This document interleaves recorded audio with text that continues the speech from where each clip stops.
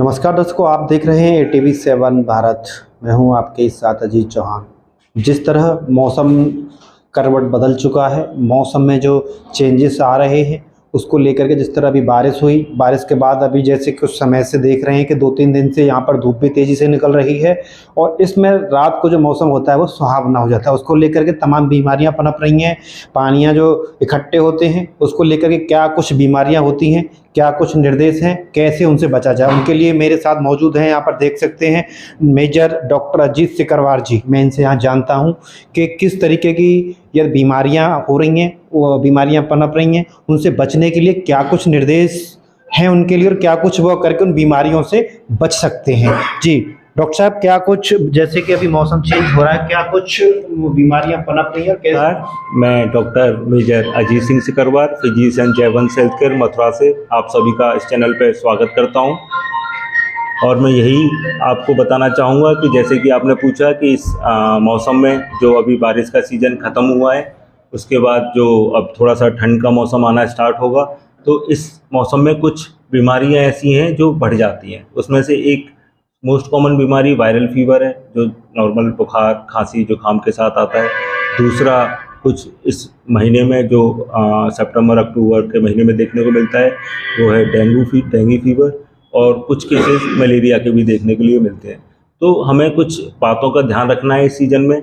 जैसे कि most common में बीमारी में वायरल फीवर ही है, तो इस वायरल फीवर में एक तरह का एक वायरल फीवर जैसा ही एक माइल्ड बुखार होता है। इसमें क्या होता है कि बुखार आएगा, आपको जुकाम होगा, गले में खराश होगी, खांसी हो सकती है। तो इसमें यही ध्यान रखना है आपको कि जो आजकल लोग जो फ्रिज का पानी पी लेते हैं, बीच बीच में उन्हें लगा कि ठंडा पानी पी लेना है, घड़ा का पानी पी लेना है, तो इन सब चीज़ों से बचाव रखना है। गुनगुना पानी पीना है और ताज़ा खाना खाना है। और अगर आपको कुछ ऐसे सिम्टम आते हैं जुकाम खांसी बुखार के, तो आप डॉक्टर से परामर्श ले सकते हैं। आप पैरासीटामोल की मेडिसिन खा सकते हैं और अपने डॉक्टर से परामर्श ले सकते हैं। लेकिन इस बात का ध्यान रखना है कि जो बुजुर्ग लोग हैं और जो छोटे बच्चे लोग हैं, उनके लिए अगर ऐसा कुछ बुखार का सिम्टम आता है खांसी जुकाम के साथ, तो फ़ौरन डॉक्टर से परामर्श लें, क्योंकि ये बुखार, ये खांसी आगे जाके बलगम वाली खांसी में बदल सकती है, आगे जाके और निमोनिया बना सकती है। तो डॉक्टर का परामर्श लें। और कुछ केसेस इस साल तो काफ़ी कम केसेस ही देखने को मिले हैं। शहर में तो बहुत ना के बराबर ही केसेस हैं, लेकिन कुछ गांव वगैरह के आसपास में 1-2 केसेस डेंगू के भी आए हैं। तो डेंगू में हम क्या ध्यान रख सकते हैं कि जो घर में हम देखते हैं कि छत पे पुराने बर्तन पड़े हुए हैं, पुराना कबाड़ सामान पड़ा हुआ है, तो उसमें पानी इकट्ठा होता रहता है, या फिर घर के बाहर कोई गड्ढा वगैरह है, या वहाँ पानी इकट्ठा हो सकता है। या घर में देख सकते हो आप कि कूलर अगर इस्तेमाल हुआ है गर्मियों में, तो कूलर में पानी भरा हुआ है, तो कुछ ऐसे जो पानी भरे हुए वाले जो जगह हैं उनको साफ़ रखें, पानी इकट्ठा ना होने दें, मच्छरों को नहीं पनपने दें।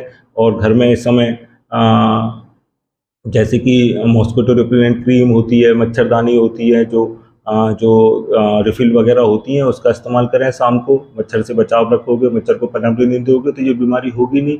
और कुछ केसेस आपको मलेरिया के भी देखने को मिले, 1-2 ही केसेस देखने को मिले हैं। तो उसमें यही है कि मलेरिया के सिम्टम तो आपको पहले से ही पता रहते हैं कि बुखार आएगा एकदम, दूसरे-तीसरे दिन इवनिंग राइज फीवर होगा, तो उसमें सिम्टम के हिसाब से, टेस्ट के हिसाब से मलेरिया का बहुत बेसिक सा कोर्स है, एंटी मलेरिया ड्रग है 3 दिन का, तो वो आप लें तो इसमें आप ठीक हो जाएंगे।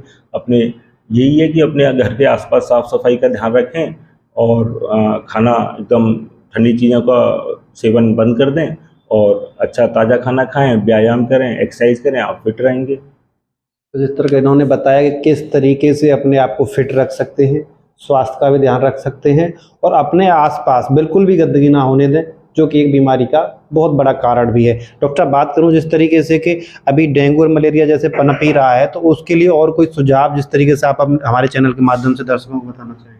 मैं कुछ यही सुझाव थे जो मैंने बताए हैं अभी, और कुछ सुझाव यही हैं कि अगर आपके कुछ गाँव में, कुछ स्पेसिफिक गाँव में अगर कुछ डेंगू का कोई केसेस आता है, तो आप फ़ौरन सीएमओ ऑफिस को इन्फॉर्म करें, ताकि ये सरकार की तरफ से जो फॉगिंग का कार्यक्रम होता है, जो साफ़ सफाई काम कार्यक्रम होता है, तो उसको फ़ौरन स्टार्ट किया जाए और उससे क्या है कि और लोगों को डेंगू ना फैले। जिस तरह बात करें तो पिछले वर्ष फरज क्षेत्र के कोगाम में एक बहुत बड़ा जो डेंगू का जो है देखने को मिला था।